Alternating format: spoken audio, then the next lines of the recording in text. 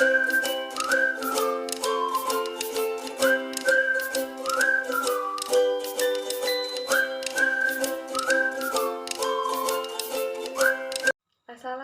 warahmatullahi wabarakatuh. Bertemu lagi dengan saya Rere Nurhayati. Di sini saya akan melanjutkan video sebelumnya, yaitu tentang dasar-dasar pengetahuan penalaran dan logika. Mata kuliah Filsafat Pendidikan, dosen pengampu saya, Bapak Dr. Muhammad Kristiawan, MPD. Baiklah, apa itu penalaran? Penalaran merupakan suatu proses pikir dalam menarik sesuatu kesimpulan yang berupa pengetahuan. Kemampuan menalarkan yang membedakan manusia dari binatang. Kemampuan menalar inilah kekuatan manusia yang menyebabkan manusia mengembangkan pengetahuan. Binatang juga mempunyai pengetahuan, tetapi hanya sebatas untuk bertahan hidup. Sedangkan manusia mampu mengembangkan kemampuan karena dua hal, yaitu yang pertama, manusia mempunyai bahasa untuk berkomunikasi dan mampu menyampaikan informasi atau pendapat. Yang kedua, manusia mempunyai kemampuan berpikir menurut kerangka berpikir tertentu. Sebagai sesuatu kegiatan berpikir, maka penalaran mempunyai ciri-ciri tertentu, yaitu adanya suatu pola pikir yang secara luas dapat disebut logika, bersifat analisis dari proses berpikir. Analisis pada hakikatnya adalah merupakan suatu kegiatan berpikir berdasarkan langkah-langkah tertentu. Kemampuan menalar inilah menyebabkan manusia mampu mengembangkan pengetahuan yang merupakan rahasia. Dengan adanya pengetahuan, maka manusia bisa mengetahui apa yang benar, yang salah, baik dan buruk, serta indah dan jelek. Manusia memerlukan pengetahuan. Manusia merupakan satu-satunya makhluk yang mengembangkan pengetahuannya secara sungguh-sungguh. Binatang juga memiliki pengetahuan kok, namun hanya sebatas untuk bertahan hidup. Contohnya, pada seekor kera, dia tahu mana buah jambu yang enak dan tidak enak, dan dia tahu mana buah pisang yang segar dan mana yang tidak segar. Sedangkan manusia, dia mampu mengembangkan pengetahuan untuk mengatasi berjuta kebutuhan demi kelangsungan hidupnya. Manusia memikirkan hal-hal baru, menjelajah ufuk baru, karena manusia hidup bukan cuma hanya sekedar untuk keberlangsungan hidupnya semata. Manusia mampu mengembangkan pengetahuannya, dan pengetahuan itu juga yang mendorong manusia menjadi makhluk yang bersifat hak di muka bumi ini. Pengetahuan mampu dikembangkan oleh manusia adalah karena dua hal, yaitu yang pertama, manusia mempunyai bahasa yang mampu mengkomunikasikan informasi dan jalan pikiran yang melatar belakangi informasi tersebut. Yang kedua, manusia memiliki kemampuan berpikir untuk kerangka alur berpikir tertentu atau biasa disebut penalaran. Lalu, prinsip penalaran. Prinsip-prinsip penalaran atau aksioma penalaran merupakan dasar semua penalaran yang terdiri atas tiga prinsip, yaitu yang pertama, prinsip identitas menyatakan bahwa sesuatu hal adalah sama dengan hal yang sendiri. Prinsip non-kontradiksi menyatakan bahwa sesuatu yang tidak mungkin merupakan hal tertentu dan bukan hal tertentu dalam suatu kesatuan. Yang ketiga, prinsip eksklusi terti menyatakan bahwa sesuatu jika dinyatakan sebagai hal tertentu atau bukan hal tertentu, maka tidak akan ada kemungkinan ketiga hal tersebut yang merupakan jalan tengah. Apa itu logika?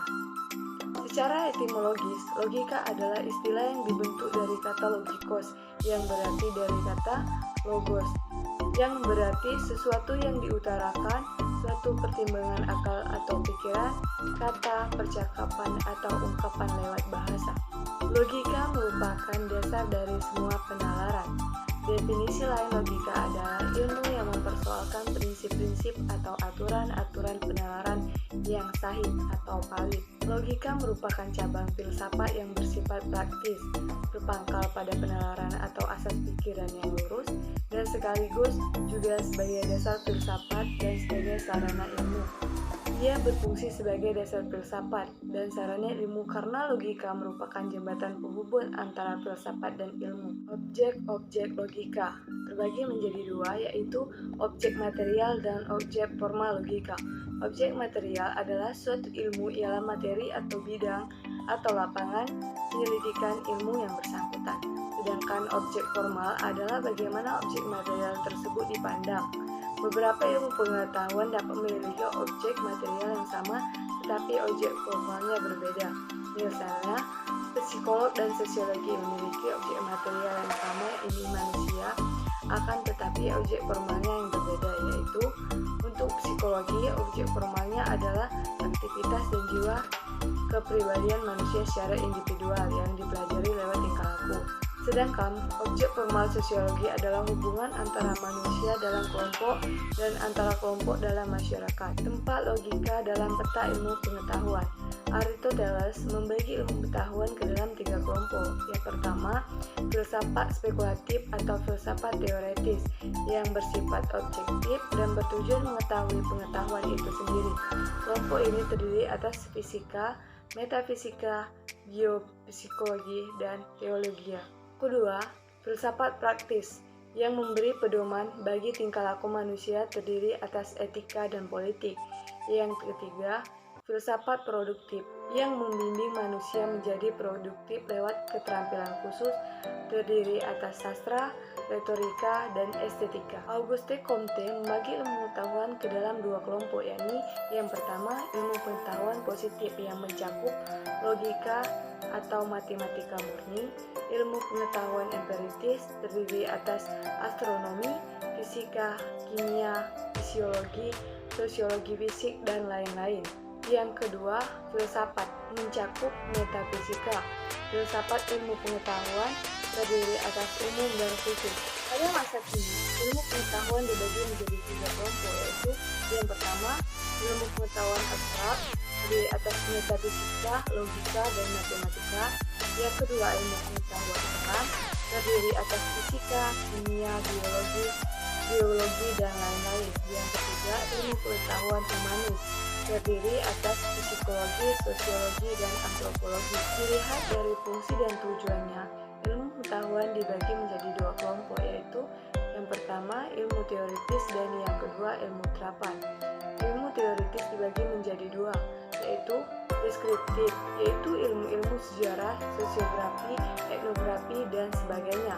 Yang kedua, mnemotetis, yaitu ilmu-ilmu kimia, ekonomi, sosiologi, dan lain sebagainya. Kedua, ilmu terapan dibagi menjadi 2, yaitu yang pertama, normatif, yaitu ilmu-ilmu logika, hukum, dan sebagainya.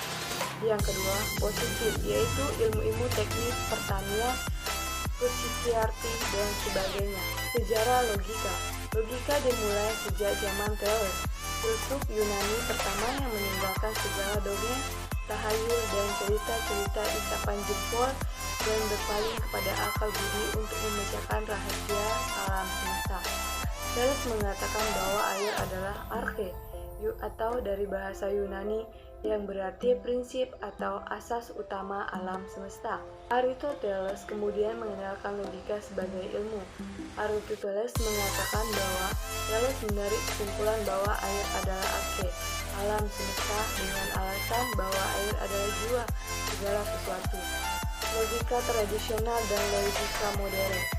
Logika tradisional membahas dan mempersoalkan definisi, konsep, dan terminologi menurut struktur, susunan, dan nuansanya, serta seluk-beluk penalaran untuk memperoleh kebenaran yang lebih sesuai dengan realitas.